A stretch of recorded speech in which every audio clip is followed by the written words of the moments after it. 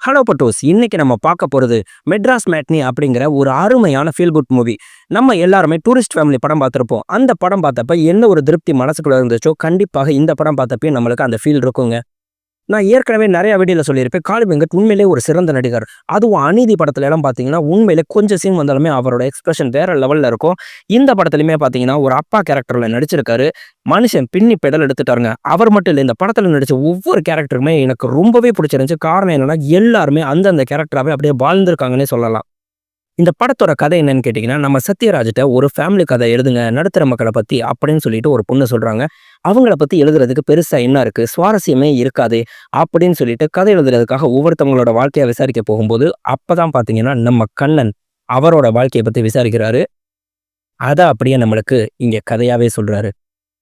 கீழ்த்தரத்து மக்களா பிறந்து, நடுத்தர மக்களாவே வளர்ந்து, எப்படியாவது தன்னோட குடும்பத்த அடுத்த நிலைக்கு மேல்தர மக்களா கொண்டு போணும்னு உழைக்கிற ஒவ்வொரு ஆண் மகனுக்கும், ஒவ்வொரு குடும்பத்துக்கும் இந்த படம் சமர்ப்பணங்க. இதுக்கு ஒரு நல்ல எடுத்துக்காட்டு சொல்லணும்னா, தீபாவளிக்கு ஒரு ட்ரெஸ் கிடைச்சிராதா அப்படின்னு சொல்லி ஏங்கிக்கிட்டு இருக்க ஒரு பையன், தன்னோட குழந்தைக்கு தீபாவளி பொங்கலுக்காவது ட்ரெஸ் எடுத்து குடுத்துறணும் அப்படின்னு சொல்லி கஷ்டப்பட்டு உழைச்சு, தான் குழந்தை அந்த நிலைமைக்கு வராத அளவுக்கு நினைச்ச நேரத்துல ட்ரெஸ் எடுக்கணும்னு சொல்லி கஷ்டப்பட்டு அவங்கள படிக்க வச்சு வளர்க்கணும்னு சொல்லி ஆசைப்படுறான் இல்லையா? அவனுக்கு தான். எத்தன பேரு நீங்க சின்ன வயசுல தீபாவளிக்கு நம்மளுக்கு ட்ரெஸ் கிடைக்குமா, கிடைக்காதான்னு சொல்லிட்டு ஏங்கியிருக்கீங்கங்கிறத மறக்காம கமெண்ட்ல சொல்லுங்க. இப்ப நம்ம சத்யராஜ காட்டுறாங்க. அவர் பேரு ஜோதி ராமையா. அவர் ஒரு ரைட்டர். அயன் மேன் மாரி இயான் மேன் அப்படின்னு சொல்லிட்டு ஒரு புக் எழுதியிருக்காரு. அங்க இருக்க அவங்களோட கேர்டேக்கர் லில்லிட்ட குடுத்து, இந்த புக்க நீ படி. படிச்சுட்டு எப்படி இருக்குன்னு சொல்லுனா, அவங்க படிச்சுட்டு கதை ரொம்பவே போர் அடிக்குது. எதுக்கு வார்ம் ஹோலு, பிளாக் ஹோலுன்னு சொல்லிட்டு எத எதையோ எழுதிட்டு இருக்கீங்க.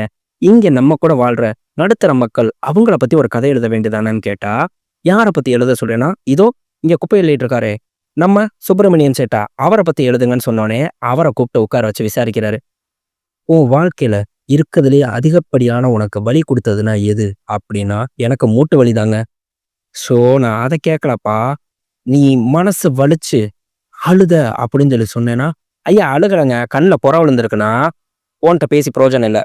நடுத்தர மக்களோட வாழ்க்கையில லவ்வு, ரொமான்ஸு, ஆக்ஷனு இந்த எந்த சுவாரஸ்யமே இருக்காதுன்னா, இவங்கள பத்தி எப்படி கதை எழுதுன்னு சொல்லிட்டு, நேரா நம்மளுக்கு பாருக்கு போறாரு.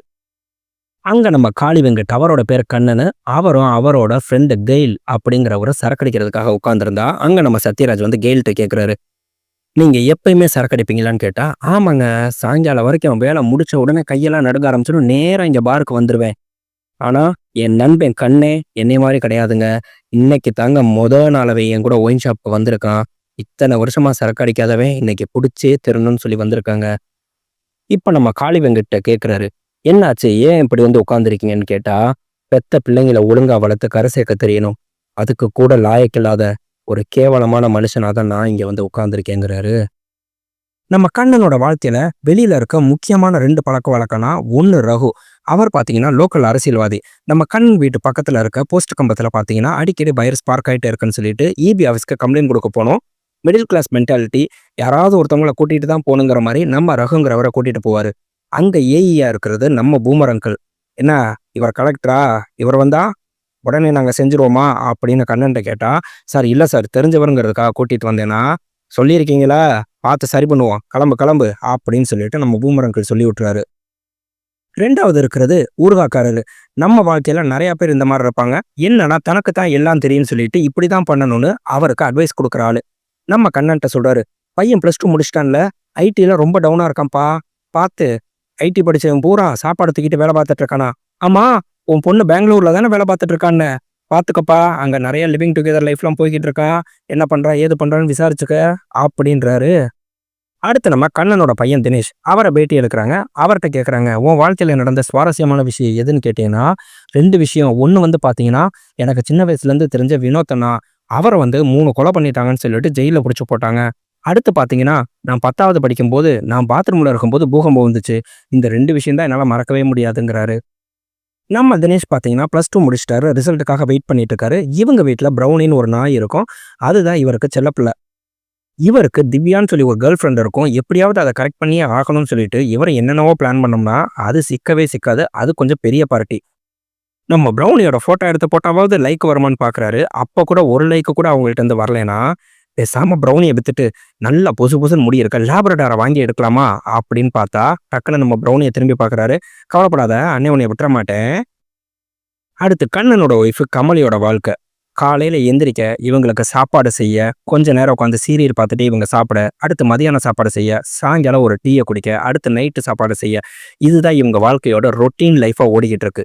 அடுத்து நம்ம கண்ணனோட வாழ்க்கை பார்த்தீங்கன்னா, காலையில எந்திரிக்க, வீட்ல சாப்பிட, டிஃபன் பாக்ஸ்ல சாப்பாடு கட்டிட்டு, அவர் ஒரு ஆட்டோ டிரைவரா இருப்பாரு. பார்த்தீங்கன்னா, வாடகை ஆட்டோ ஓட்டிட்டு இருந்தவரு, இப்ப சொந்த ஆட்டோ ஓட்டிட்டு இருக்காரு. அவ்வளவுதான் வித்தியாசம். இவரோட வாழ்க்கை இப்படியே போயிட்டு இருக்கு. இவங்களுக்கு ஒரு பொண்ணு இருக்கு. அந்த பொண்ணு பேரு தீபு. அவங்க பார்த்தீங்கன்னா, படிச்சு முடிச்சுட்டு இப்ப பெங்களூர்ல ஒர்க் பண்ணிட்டு இருக்காங்க. ஏம்மா, பொண்ணுக்கு மாப்பிள்ளைக்கு அலையன்ஸ் பார்த்துருக்கோமே, அவ இந்த தடவையாவது ஓகே பண்ணிருவாளா? அப்படின்னு கேட்டா, தெரியலங்க. நான் சொல்லியிருக்கேன். வயசு ஏறிக்கிட்டே போகுது. எப்படியாவது பார்த்து கல்யாணம் முடின்னு சொல்லிட்டு, அவ என்ன முடிவு எடுக்கிறான்னு தெரியலங்கன்னா, இப்ப நம்ம தீபுவ காட்டுறாங்க. அவங்க பார்த்தீங்கன்னா, பெங்களூர்ல ஐடில ஒர்க் பண்றாங்க. மாச சம்பளம் வாங்குறத முழுக்க முழுக்க குடும்பத்துக்கு அனுப்பி, எப்படியாவது குடும்பத்தோட கடன் எல்லாத்தையும் அடைக்கணும்னு சொல்லிட்டு ரொம்பவே கஷ்டப்பட்டு வேலை பார்த்துட்டு இருக்காங்க. அதே சமயம் பார்த்தீங்கன்னா, அவங்களுக்கு எப்படியாவது ஒரு மாப்பிள பார்க்கணும்னு சொல்லிட்டு, அங்கேயே அலையன்ஸ் பார்க்கறதுக்கு ஒருத்தர வர சொல்லியிருக்காங்க.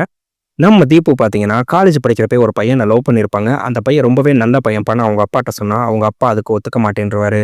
அதனால வேற வழியே இல்லாம அந்த காதல மறந்துட்டு, இப்ப வலியோட வேற ஒரு பையன போய் பார்க்க உட்காந்துருக்காங்க. அந்த பையன் வந்துட்டு ரொம்பவே கேஷுவலா பேசுறாரு, செய்றாரு. பேசிட்டு சொல்றாரு, "எனக்கு அப்பா இல்ல. எல்லாமே அம்மா தான். மேக்ஸிமம் நெக்ஸ்ட் வீக் வந்து அம்மாவும் உங்கள வந்து பார்க்குறேன்னு இருக்காங்க. பார்த்துட்டு அம்மா உங்கள்ட்ட பேசினதுக்கப்புறம் எதுவா இருந்தாலும் முடிவெடுக்கலாம்னு" சொல்லிட்டு அந்த பையன் அங்கேருந்து கிளம்பிடுறாரு. இப்ப கதை சொல்லிட்டு இருக்க நம்ம சத்யராஜ், "எனக்கு கல்யாணம், குழந்தை, குட்டி, பெண்களோட வாடையே இல்லாம நான் வாழ்ந்ததுனால, இந்த தீப்புவோட மனசு என்னங்கிறத என்னால புரிஞ்சுக்க முடியல. அதனால மை டியர் ஸ்வீட் லில்லி, எனக்கு வந்து ஒரு சின்ன அட்வைஸ் உன்ட்ட இருந்து வேணும்.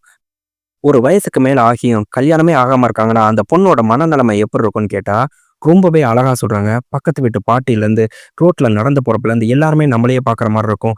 ஏதோ நம்மள ஒரு குற்ற உணர்ச்சியாவே நினைக்கிற மாரி இருக்கும். ஆஃபீஸ்ல வேலை பார்க்குறவன்லேருந்து சுத்தி ஏதாவது ஒரு விஷயம் பேசினா கூட, நம்மள பத்தி தான் பேசுறாங்களோன்னு சொல்லிட்டு நினைக்க தோணும். அந்த அளவுக்கு மனசளவுல அவங்க குறுகி போயிருப்பாங்க. அப்படின்னு சொல்றாங்க. இப்ப நம்ம தீபுவோட சின்ன வயசு வாழ்க்கைய காட்டுறாங்க. அவங்க ஸ்கூல் படிக்கும்போதே பார்த்தீங்கன்னா, நல்லா படிக்கக்கூடிய பொண்ணு. ஒரு தடவ பார்த்தீங்கன்னா, அந்த ஸ்கூல்ல 2 பசங்க சேட்டை பண்றாய்ங்க அப்படின்னு சொல்லிட்டு அவைங்க பேர் எழுதி வச்சா, ஆனா மிஸ் வந்து கோவத்துல அந்த பசங்கள நீல் டவுன் போட வச்சோனே, இவங்களுக்கு மனசு கேட்கல.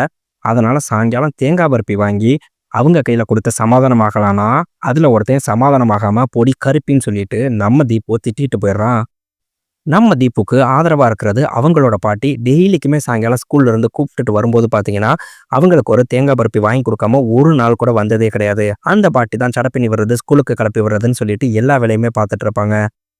நம்ம தீபு பிறந்தப்ப பார்த்தீங்கன்னா, நம்ம கண்ணன் அவ்ளோ சந்தோஷமா இருந்திருப்பாரு. உலகத்திலேயே அவருக்கு தான் மொத பெண் குழந்தை பிறந்திருக்குங்கிற மாரி, அவ்வளோ சந்தோஷமா அந்த பிள்ளைய தூக்கி கொஞ்சுறது, வளர்க்குறதுன்னு சொல்லிட்டு அந்த அளவுக்கு பாசமா பார்த்துக்குவாரு. இப்ப அவங்க அப்பாட்ட போய் கம்ப்ளைண்ட் பண்ணுது. "அப்பா என்னைய ஒருத்தன் கருப்பின்னு சொல்லிட்டானா, பேசாம இருடா. யாருன்னு மட்டும் என்ட்ட சொல்லுடா. அப்பா ஆட்டோ விட்டு ஏத்திர்றேன். நீ வாடான்னு" சொல்லி கடைக்கு கூட்டிட்டு போயி, பிள்ளைங்கலாம் கலர் ஆகறதுக்கு என்ன வாங்குவாங்கன்னு சொல்லிட்டு, அந்த கிரீம வாங்கி நம்ம தீபுட்ட குடுக்குறாரு.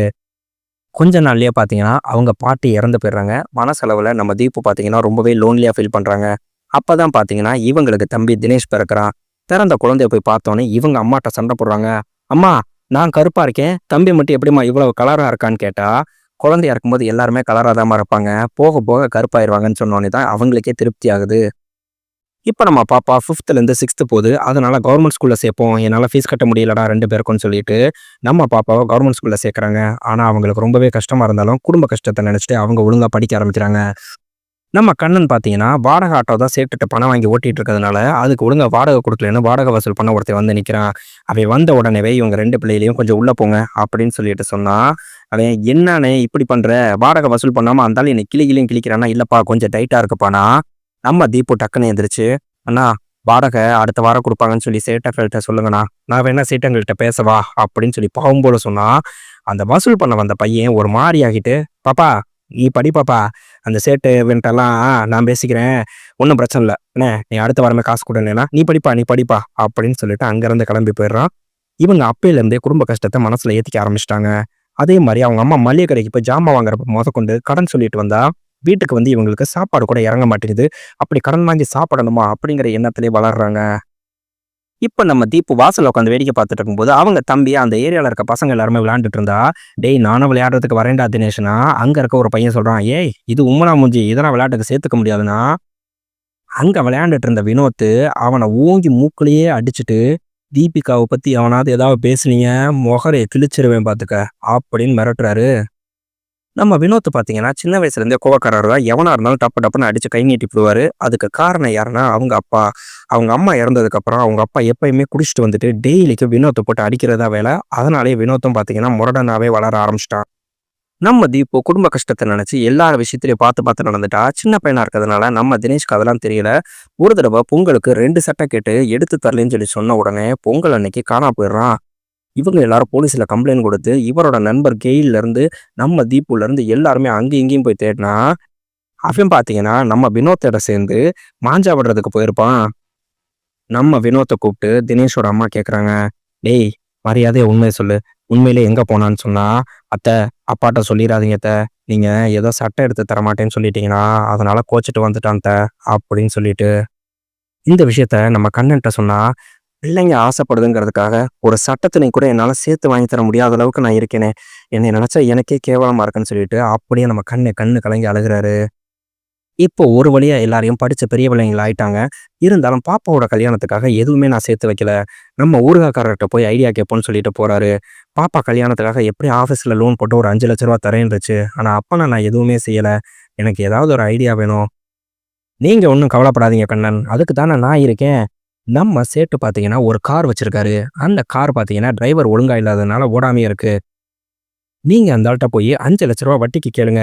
நானே இந்த காருக்கு ஆக்டிங் டிரைவரா இருக்கேன்னு சொல்லி சொல்லுங்கண்ணா. எனக்கு கார் ஓட்டவே தெரியாதேண்ணா. இவ்வளவு யோசிச்சேனா, அதை யோசிக்க மாட்டேனா? கவலைப்படாதீங்க. அதுக்கும் ஒரு ஆள் இருக்கு. அவர்ட்ட போய் நான் சொன்னேன்னு சொல்லி சொல்லுங்க. அவர் உங்களுக்கு கார் சொல்லிக் குடுப்பாருன்னு சொல்லிட்டு, அதுக்குன்னு ஒரு ஆளையும் இன்ட்ரோடியூஸ் பண்றாரு. இப்ப நம்ம சேட்டுட்ட போய் சொன்னோம்னா, நம்ம சேட்டு சொல்றாரு, "கார சர்வீஸ் விட்டுருக்கேன். வந்தோனே உங்களுக்கு குடுக்குறேன். அந்த ரூ. 5,00,000 குடுக்கலாமா என்னன்னு யோசிச்சுட்டு சொல்றேன்" அப்படின்னு சொல்லிட்டு. இப்ப கார் கத்துக்கிறதுக்காக அவர் அனுப்பிவிட்ட ஆள் யாருன்னு பார்த்தோம்னா, நம்ம கைதி படம் நெப்போலியன் தான். நம்ம நெப்போலியனுக்கு காருக்கு வாடகையும் குடுத்து, அவருக்கு சரக்கு வாங்கி குடுத்து, கார் ஓட்ட கொஞ்சம் கொஞ்சமா கத்துக்கிறாரு. அதே மாரி வீட்ல பையன்ட்ட சொல்றாரு, "ஏன்டா +2 முடிச்சுட்ட, அடுத்து என்னடா படிக்க போறேன்னு" கேட்டா, "கம்ப்யூட்டர் சயின்ஸ்னா." "இல்ல ஐடிலாம் ரொம்ப டவுனா இருக்கமேன்னா." "யார் சொன்னா?" "இல்லடா ஊர்காக்காரர் தான் சொன்னாருன்னா." "ஊர்காக்காரருக்கும் ஐடிக்கு என்னப்பா சம்பந்தம்? எதுக்கு எடுத்தாலும் அவர் சொன்னாரு, இவர் சொன்னாருன்னு சொல்லிட்டு சொல்லிட்டு இருக்கீங்கன்னா, நாளைக்கு எஜுகேஷன் லோன் விஷயமா பேங்க் மேனேஜர போய் பார்க்கணும்.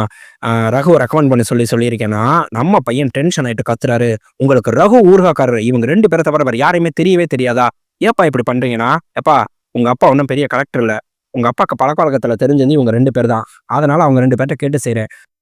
எனக்கு தேவை என் பிள்ளைங்க 2 எப்படியாவது கரை சேர்த்தரணும். அதுக்கு தான்ப்பா நான் பாடாப்படுறேன். அதுக்கப்புறம் நீங்கலாம் உங்க வேலைய பார்த்துட்டு போயிருங்கப்பா. ஒண்ணும் பிரச்சனை கிடையாதுங்கிறாரு." நம்ம ரகு பார்த்தீங்கன்னா, பிரேமான்னு ஒருத்தவங்கள்ட்ட தான் பார்த்தீங்கன்னா, எடுபிடியா வேலை பார்த்துட்டு இருக்காரு. அந்த பிரேமாக்கு பச்சோந்தி பிரேமான்னு சொல்லிட்டு ஒரு பட்டப்பேரே இருக்கு. ஏன்னு சொல்லி சொன்னா, எந்த கட்சி ஆளுங்கட்சியா இருக்கோ, அந்த கட்சிக்கு இவங்க தாவிருவாங்க. அவங்கள நம்ம பத்திரிக்கைக்காரவங்கலாம் பேட்டி எடுத்தா, "ஏம்மா எதுக்கு எடுத்தாலும் நீங்க கட்சி தாவிட்டே இருக்கீங்களேண்ணா?" "எப்பா நான் பிள்ளை குட்டிக்காரிப்பா. குடும்பம் நடத்தணுமா வேணாமா? எதிர்க்கட்சியா இருந்தா கேஸு, அது இதுன்னு சொல்லிட்டு ஏகப்பட்ட பிரச்சனைய பார்க்கணும்ப்பா. நிம்மதியா தூங்க கூட முடியாது. அதனால என்னோட பாலிசி எப்பயுமே நான் ஆளுங்கட்சியில தான் இருப்பேன்னா." டிவில பேட்டி குடுக்கும்போது நம்ம ரகுவும் பக்கத்துல நின்னுட்டு பேட்டி குடுக்குறாரு.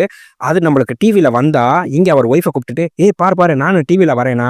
அவங்க ஒய்ஃப் வந்து எட்டி பார்த்துட்டு, "அ அ டிவில மூஞ்சிய காட்டுறதுக்காக பக்கத்துல நின்னு கக்க பக்கான்னு சிரிச்சுக்கிட்டு இருக்க. 10 வருஷமாச்சு கட்சியில சேர்ந்து. இன்ன வரைக்கும் ஒரு போஸ்டிங் கூட வாங்கலைன்னா, நான் என்னடி பண்ணேன்?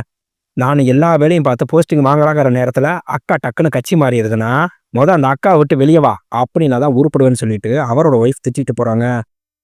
கரெக்ட்டா நம்ம கண்ணனும், அவரோட பையனும் இங்க வீட்டுக்கு வந்தோம்னா, ரகு வந்த உடனே, "ஏய் கண்ணா வாங்க உட்காருங்க. டில்லி நல்லா இருக்கியாயா? இத்துணூண்டா பார்த்தது. என்னடா படிக்க போற? செய்ய போற? அப்பா ஏதோ எஜுகேஷன் லோன் விஷயமா கேட்டிருந்தாரு." அப்படின்னா, "கம்ப்யூட்டர் இன்ஜினியரிங் படிக்க போறேன்னா." "ஒண்ணும் பிரச்சனை இல்ல. பொறு இந்த பேங்க் மேனேஜர்ட்ட பேசிருவோம்ன்னு" சொல்லிட்டு, அவர் அங்க இருக்க லோக்கல் பேங்க் மேனேஜருக்கு அடிக்கிறாரு. "சார் நம்மளுக்கு ரொம்ப தெரிஞ்சவங்க கண்ணேன்னு சொல்லிட்டு வருவாரு. சின்ன வயசுலேருந்து அந்த பையன பார்த்துருக்கேன். ரொம்ப நல்ல பையன். கொஞ்சம் எஜுகேஷன் லோன் ஏற்பாடு பண்ணி விடுங்கண்ணா." "உங்க அக்கா என்ன மறுபடியும் கட்சி தாவிக்கிட்டே இருக்காங்கன்னா." "விடுங்க சார். அவங்க அப்படித்தான் என்ன பண்றது செய்றதுன்னா." "சரி ஓகே சார். நீங்க அனுப்பி வைங்கன்னா." அங்க நம்மளுக்கு பேங்க் மேனேஜர போய் பார்த்தோம்னா, அவரு இவங்களுக்கு எதுவுமே தெரியாதுங்கிற மாரி ரொம்பவே ரெஸ்பான்ஸ் இல்லாம பேசுனா, நம்ம தினேஷ் டென்ஷன் ஆயிட்டு, "சார் என்னென்ன டாக்குமெண்ட் வேணுமோ சொல்லுங்க சார். நான் ரெடி பண்ணி கொண்டு வந்து குடுக்குறேன்னு" சொல்லிட்டு அங்கருந்து கோவமா கிளம்பிறாரு. நம்ம அப்பா எதுக்குமே லாயக்கு இல்லாதவர் மாரி இருக்காரேன்னு சொல்லிட்டு நம்ம தினேஷ்க்கு மனசுல கோவம் எப்பயுமே இருந்துகிட்டே இருக்கு. இங்க நம்ம தீபுவ காட்டுறாங்க. அவங்க பார்த்தீங்கன்னா, பாஸ்ட்ட போய் பெர்மிஷன் கேட்கறாங்க. அவங்க பாஸ் வேற யாரும் கிடையாது. நம்ம அர்ச்சனா தான். "மேடம், நான் அலையன்ஸ் பார்க்க போறேன். எனக்கு பெர்மிஷன் வேணும்னு" கேட்டா, "ஏய் சந்தோஷமா போயிட்டு வாடா. அதே மாதிரி அலையன்ஸ் பார்க்குறப்ப முக்கியமான விஷயத்த ஞாபகம் வச்சுக்கோ. பேசும்போதே அவன் ரொம்ப பாசமா பேசுறானா என்னங்கிறத பார்த்துக்கோ. அதே மாதிரி அவன் தனியா வரானான்னு கேட்டா, இல்ல மேடம் அம்மாவோட வராங்கன்னா, கரெக்ட்டா நோட் பண்ணிக்கோ.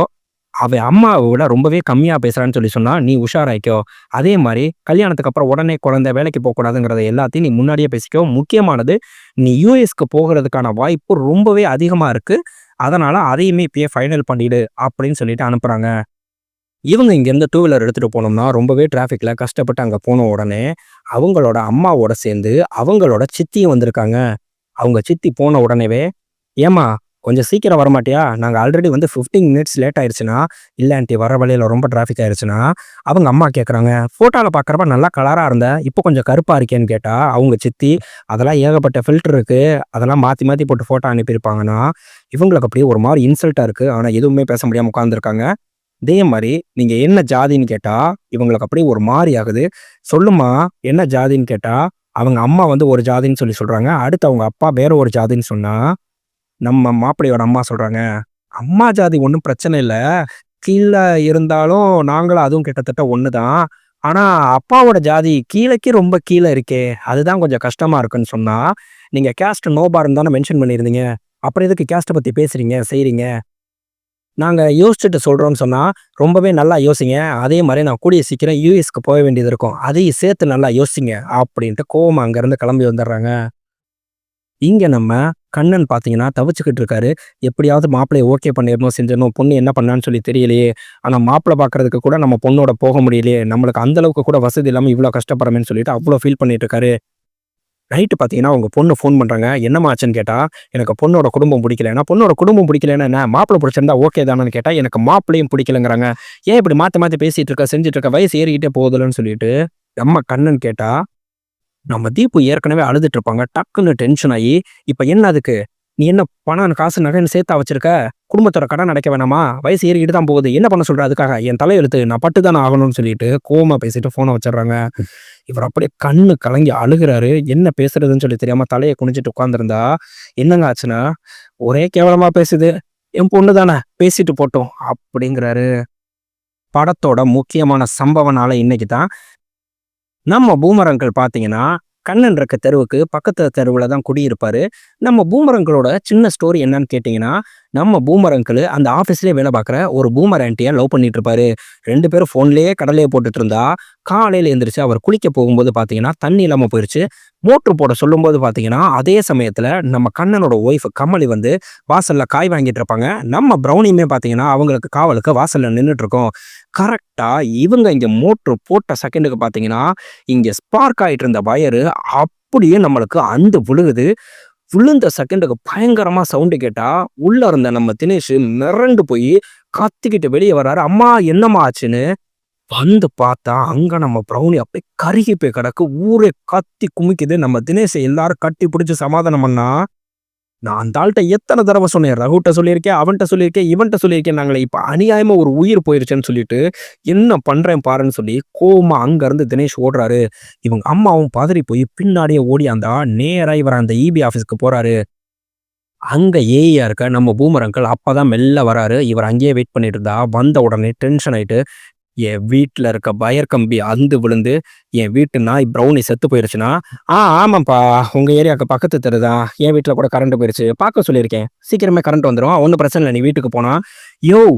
என் வீட்டு நாய் இறந்து போயிருச்சுயா. அது பக்கத்துல தான் எங்க அம்மாவும் நின்னுட்டு இருந்தாங்க. ஒருவேளை அந்த வயர் எங்க அம்மா மேல விழுந்துருந்துச்சுன்னா, வேற என்னப்பா பண்ண முடியும்? அம்மா பட்டுன்னு போயிருக்கும். உயிர் பொழச்சுட்டாங்களா? சந்தோஷப்பட்டுக்கணும். இவர் டென்ஷன் ஆயி அங்க ஏஇய அடிக்க போறாரு. அங்க இருக்க செக்யூரிட்டிலாம் நம்ம தினேஷ புடிச்சு மல்லு கட்டி வெளிய இழுத்துட்டு வராங்க. அவங்க அம்மா கமலியுமே பார்த்தீங்கன்னா, பின்னாடியே விரட்டிட்டு வர்றப்ப, அவங்க வீட்டுக்காரர் கண்ணனுக்கு ஃபோன் பண்ணி, "இப்படி பையன் அங்க ஈபி ஆஃபீஸ்க்கு சண்டை போடுறதுக்கு போறான். நீங்க சீக்கிரம் வாங்கன்னு" சொல்லிட்டு தான் வந்திருப்பாங்க.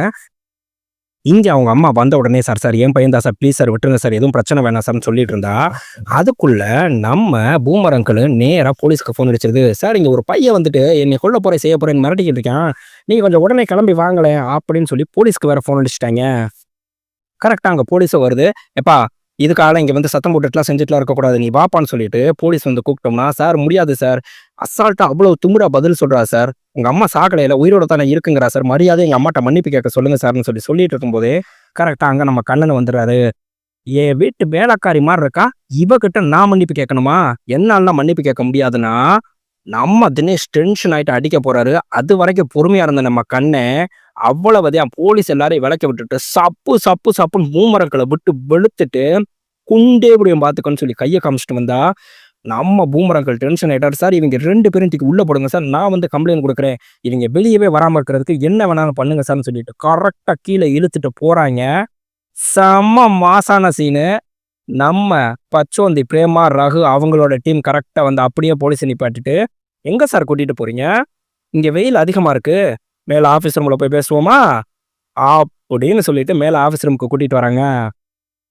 அங்க நம்ம பூமரங்களை உட்கார வச்சு பேசினா நம்ம பூமராண்டி பக்கத்துல இருந்துட்டு, ஏங்க இபி ஆஃபீஸ்ல வந்து என்ன மிரட்டிட்டு இருக்கீங்களா, செஞ்சுட்டு இருக்கீங்களாண்ணா, ஏமா அங்க சுவிட்ச் போட்டா இங்க லைட் எரியுது, என்ன காரணம் அப்படின்னு கேட்டா, இபி ஆஃபீஸ் அப்படித்தான் எரியும்னா எங்க ஏரியால இப்படி ஏற்கனவே இருக்குன்னு சொல்லிட்டு கம்ப்ளைண்ட் கொடுத்து நீங்க எதுக்கு இது பண்ணலன்னா, அந்த ஏரியால அப்படிதான் மேடம் போகும் செய்யணும்னா, அப்புறம் நீங்க ஏன் டிரான்ஸ்ஃபார்மர் வைக்கலன்னு கேட்டா, டிரான்ஸ்ஃபார்மர் வைக்கிறதுக்குலாம் எங்களுக்கு உடனே எல்லாம் முடிவெடுக்க முடியாதுன்னா, எப்பா அந்த ஆர்டிஐ போட்டு அந்த டிரான்ஸ்ஃபார்மர் போடுறதுக்கு அப்ரூவல் வந்துச்சா, அந்த பணம் எங்க போனுச்சு ஏது போனுச்சுன்னு சொல்லிட்டு விசாரினா, அதுக்கெல்லாம் நான் அசர்ற ஆள் கிடையாது, செய்யாது, நீங்க எங்க வேணாலும் போய் போட்டுக்கோங்க, எங்க வேணாலும் கேஸ் போட்டுக்கோங்கன்னா, அவ்வளவுதான்.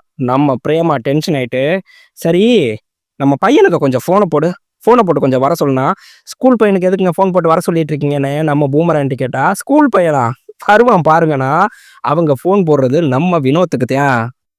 அவர் வந்த உடனே நம்ம பிரேமா அக்கா பக்கத்துல அப்படியே கையை கட்டிட்டு, அக்கா என்னக்காச்சு வர சொன்னீங்கன்னு கேட்டா, அது இவர்கிட்ட கொஞ்சம் பேசுப்பா, நான் பேச முடியலைன்னா அவர் நிக்கிற தோரணையும் 2 பேரை முறைச்சு பார்க்கறது இவங்க மிரண்டு போயிடுறாங்க. இவன் ஏற்கனவே 3 கொலை பண்ணிட்டு ஜெயிலுக்கு போயிருந்தேன், இப்பதான் ரிலீஸ் ஆகி வந்திருக்கேன், ஒன்றும் பிரச்சனை இல்லை, எதுனாலுமே நம்ம தம்பி நம்மளுக்காக பண்ணுவான்னு சொன்னா, அக்கா நீ ஊன் மட்டும் சொல்லுக்கா, அப்படியே ராட் எடுத்து இந்த ஆள் வயித்துல உள்ள விட்டு இறக்கிறேன்னு சொன்னா, அவர் அப்படியே மிரண்டு போயிட்டு, மேடம் அதெல்லாம் எதுவும் வேணாம் மேடம், எதுவா இருந்தாலும் பேசி தீர்த்துக்கலாம், செஞ்சுக்கலாம், உங்களுக்கு என்ன டிரான்ஸ்ஃபார்மர் தானே வைக்கணும், வச்சு விட்டுலாம் மேடம்னா, அதே மாதிரி நம்ம கண்ணனு வீட்டுக்காரர்கிட்ட ஏதோ நீ அனாவசியமான பேசினியாமல செஞ்சியாமலனா, நம்ம வினோத் அப்பதான் எட்டி பாக்குறாரு. கண்ணனை பார்த்தோன்னே, கண்ணம்மாமா நீ என்ன பண்றீங்க, உன்ட்டு இந்த இது அனாவசியமா பேசினானா அப்படின்னு மறுபடியும் நம்ம பூமரங்கிட்ட போய், யோ என் கண்ணாமாமாட்ட ஏதாவது பேசணும்னு சொல்லி தெரிஞ்சிச்சு, யோசிக்காம சங்கிலியை இறக்கிடுவேன், அவர் என்ன சொல்றாரோ அதை அப்படியே பண்ற, மறுவார்த்தை பேசின நீ இருக்க மாட்டேன்னு சொல்லி மிரட்டினா, இல்ல ஒன்றும் பிரச்சனை இல்லை, சீக்கிரமே என்ன செய்யணுமோ செஞ்சிருவோனா, இப்ப எங்க நாய் ப்ரௌனி இறந்து போயிருக்கு, அதுக்கு உங்க இதுல இருந்து என்ன நஷ்டீடு தர போறீங்கன்னா, மேடம் அப்படி ஒரு ஆப்ஷன் இருக்கான்னு தெரியல, விசாரிச்சுட்டு நான் எதுவாக இருந்தாலும் உடனே பண்ணி தரேன், தயவுசெய்து நீங்க போயிட்டு வாங்கன்னு சொல்லிட்டு நம்ம பூமரங்கள் பம்மிட்டாரு. இதை ஃபுல்லா வாசப்படியிலேயே அழுதுட்டு நம்ம தினேஷ் கேட்டுக்கிட்டே இருக்காரு. நம்ம பிரேமாம்மா இங்க வெளியே வந்த உடனேவே, டேய் தினேஷா அழுகாதடா செய்யாதடா, நான் நம்ம ரகு சொல்றாரு, அக்கா நாய் சிக்கன் 65 மாதிரி போயிருச்சுக்கா, அவன் புள்ள மாதிரி வளர்த்தான்க்கா, எப்படிக்கா அழுகாம இருப்பானா, டேய் அழுகாதடா, எல்லாத்தையும் பேசிட்டே செஞ்சுட்டேன், நீ தான் கேட்டல, ஒன்னால நம்ம ஏரியாவுக்கு டிரான்ஸ்ஃபார்மரே வரப்போகுது.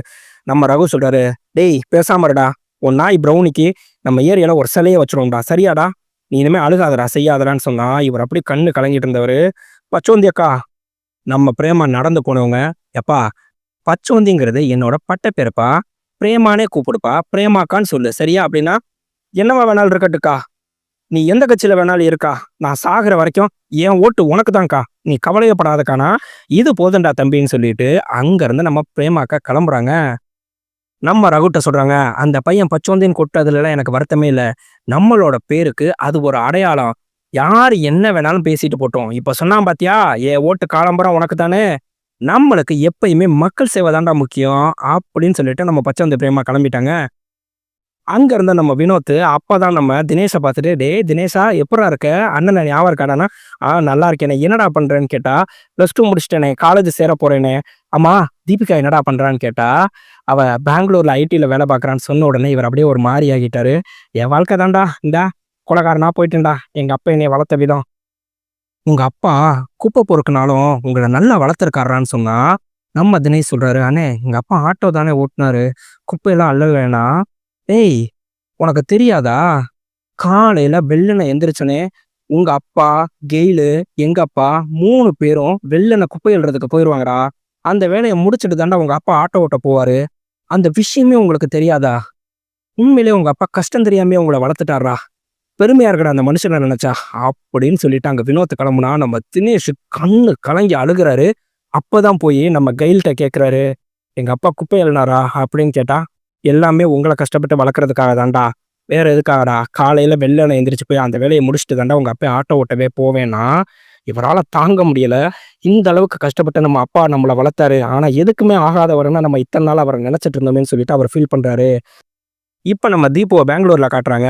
அவங்களோட பாஸ் அர்ச்சனாவ கூப்பிட்டுட்டு, "உனக்கு அந்த யுஎஸ் வேலை ஓகே ஆயிடுச்சுடா. ஆமா மாப்பிள போய் பார்த்தியே என்னாச்சுன்னு?" கேட்டா, "இல்ல பிரியா, நீங்க சொன்ன மாரி தான். எனக்கு அவங்களோட இது செட் ஆகலைன்னா, உனக்கு இப்ப யுஎஸ் வேலை கிடைச்சிருச்சு. நீ யுஎஸ்க்கு போ. கல்யாணங்கிறது உன்னோட விருப்பமா இருக்கணும். உன்னைய தேடி ஒரு நல்ல பையன் வருவான். அது வரைக்கும் நீ வெயிட் பண்ணு. நல்ல பையனா வந்ததுக்கப்புறம் சூஸ் பண்ணு. அவசரப்பட்டு சூஸ் பண்ணிட்டு, என்னைய மாரி நீயும் கஷ்டப்படாத." அப்படின்னு சொல்லிட்டு சொல்றாங்க. இன்னைக்கு பார்த்தீங்கன்னா, நம்ம தீபு இங்க கிளம்பி ஊருக்கு வராங்க. அதே நாள் தான் பார்த்தீங்கன்னா, நம்ம ப்ரௌனி இறந்து போயிருச்சு. பையனும் நம்மள மதிக்க மாட்டேங்கிறான். பொண்ணு இப்படி பேசிருச்சுன்னு சொல்லிட்டு, நம்ம கண்ணன் பார்த்தீங்கன்னா, கெயில கூப்பிட்டுட்டு போய் சரக்கு அடிக்கணும்னு ஒயின் ஷாப்ல உட்காந்துருக்காரு. நம்ம தீபு வந்தோனே அவங்க அம்மா சொல்றாங்க, "அன்னைக்கு நீ ஒரு மாரி பேசிட்டு போலடா. அப்பா தாங்க முடியாம கண்ணு கலங்கிட்டாருன்னா." "இல்லம்மா, எனக்கே கஷ்டமா போச்சு. நம்மள ரொம்ப கஷ்டப்பட்டு வளர்த்தாரு. அப்படி இருக்கும்போது, நம்ம அப்பாவ கோவமா பேசிட்டோமேன்னு சொல்லிட்டு." "அப்பா எங்கம்மான்னு?" கேட்டா, "இந்த கொஞ்ச நேரத்துல வந்துருவார்றா." "நீ ஏன்டா எந்த மாப்பிள்ளையுமே பிடிக்கலங்கிறேனா? எனக்கு கல்யாண நாளே கொஞ்சம் பயமா இருக்குமா? நீ இப்ப சொல்லு. கல்யாணம் பண்ணி இப்போ வரைக்கும் நீ சந்தோஷமா இருந்தியானா? உங்க அப்பா என்னைய சந்தோஷமா வச்சுக்கிறதுலலாம் எந்த குறையுமே கிடையாதுடா. இருக்கிறத வச்சு நாங்க என்னைக்குமே சந்தோஷமா இருப்போம். கல்யாணம் ஆன புதுசுல ஒரு தடவ குடிச்சிட்டு வந்தாரு. நான் பெட்டியெல்லாம் எடுத்துட்டு எங்க அப்பா வீட்டுக்கு கிளம்பி போயிருவேன்னு சொல்லிட்டு நின்னேன். அவ்வளவுதான். மனுஷன் கால்ல விழாத குறையா மன்னிப்பு கேட்டு அப்பையிலேருந்து இப்போ வரைக்கும் குடிச்சதே கிடையாதுடா. அவர் உன் மேல உசிரே வச்சிருக்காரு. அவரோட ஆசை, கனவு எல்லாமே பார்த்தேன்னா, உன்னைய எப்படியாவது நல்ல நிலைமைக்கு கொண்டு வந்துடணும். பிள்ளை எப்படியாவது நல்ல நிலைமைக்கு வந்துடணும் தான்டா அவர் ஆசைப்படுறாரு." பேசிட்டு இருக்கும்போது பார்த்தீங்கன்னா, கரெக்ட்டா நம்ம கண்ணே ஃபுல் போதையில வராரு. வந்த உடனேவே நம்ம தீபு, "அப்பா வாங்கப்பான்னு" சொன்னா, "பாப்பா நீ எப்படா வந்த? சரிடா சந்தோஷம்டா. நீ இன்னைக்கு உள்ள படுத்துக்க. அப்பா ஆட்டோலயே படுத்துக்கிறேன்னு" சொன்னா. "அப்பா நீ வாப்பான்னா." "இல்ல இல்லடா ஒண்ணும் பிரச்சனை இல்ல. அப்பா சாப்பிட்டுருக்கேன். ஒண்ணும் பிரச்சனை இல்ல. நான் ஆட்டோல படுத்துக்கிறேன்னா." "நீ வாப்பா, அம்மா ஒண்ணும் சொல்ல மாட்டா. நீ வாப்பா நான் பார்த்துக்கிறேன்ப்பான்னு" சொல்லி உள்ள கூட்டிட்டு வந்தா, நம்ம கமலி கண்ணன் அப்படியே முறைச்சு பார்க்குறாங்க. அவரு சத்தமில்லாம ஒரு விஷயம் சொல்றாரு. "உங்க அப்பா செத்து போயிட்டாரு வேற. நீ கோச்சுட்டு உங்க அப்பா வீட்டுக்கு வேற போ முடியாது." அப்படின்னு சொல்லிட்டு, இப்ப நம்ம தீபு பார்த்தீங்கன்னா, தினேஷ்ட்ட போய் பேசுறாங்க. "டேய் அப்பப்ப அக்காவுக்கு ஃபோன் பண்ணி பேசுடா. நீ பேசலன்னா எனக்கு ரொம்ப ரொம்ப தனியா இருக்க மாரி இருக்குடா. எதுவா இருந்தாலும் என்ட்ட டிஸ்கஸ் பண்ணுடா. ஏதாவது வேணும்னாலும் என்ட்ட கேளுடா. எதுவா இருந்தாலும் அக்கா செய்றேன்டான்னு" சொல்லிட்டு, அன்னைக்கு கரெக்ட்டா யுஎஸ் கிளம்புற நாள் வருது. அதுக்கு மொத நாள் பார்த்தீங்கன்னா, எல்லாரும் குடும்பத்தோட ஒண்ணா உட்காந்து சாப்பிடுறாங்க. அவங்களுக்கு தெரியாது, அதுக்கப்புறம் அவங்களால ஒண்ணா உட்காந்து சாப்பிட முடியுமா, முடியாதாங்கிறதே. அப்படின்னு சொல்லி நம்ம சத்யராஜ் சொல்லிட்டு, ஒரு விஷயம் சொல்றாரு. "நான் கடைசியா என் குடும்பத்தோட என்னைக்கு ஒண்ணா உட்காந்து சாப்பிட்டேன் அப்படின்னு சொல்லிட்டு எனக்கு ஞாபகம் கூட இல்ல." அப்படின்னு. உண்மையில அந்த வார்த்தைய கேட்டோனே நான் யோசிச்சு பார்க்குறேன். நானு, அண்ணே, அம்மா, தங்கச்சி எல்லாரும் கடைசியா என்னைக்கு ஒண்ணா உட்காந்து சாப்பிட்டோம் அப்படின்னு சொல்லிட்டு. எப்பயுமே எனக்கு சந்தோஷமான இடம் எது, நாள் எதுன்னு கேட்டா, ஞாயித்துக்கிழமை என் வீடு தான் அப்படின்னு சொல்லிட்டு எப்பயுமே சின்ன வயசுலேருந்து எங்க அம்மாட்ட சொல்லுவேன். இப்பயும் அதுதான் உண்மை. ஆனா, இப்ப அந்த சந்தோஷம் இல்லைங்கிறது உண்மை. எல்லாருக்கும் பார்த்தீங்கன்னா, அத விட வேற வேற தேவைகள் வந்ததுனால, குடும்பம் அப்படி அப்படியே பிரிஞ்சு போயிருச்சு. யாரையும் குறை சொல்லக்கூடாது. இப்ப கதைக்குள்ள வருவோம். நம்ம பாப்பா தீபு பார்த்தீங்கன்னா, இன்னைக்கு யுஎஸ் கிளம்புறவங்க. சந்தோஷமா போய் இவங்க எல்லாரும் வழி அனுப்பி வைக்கிறாங்க.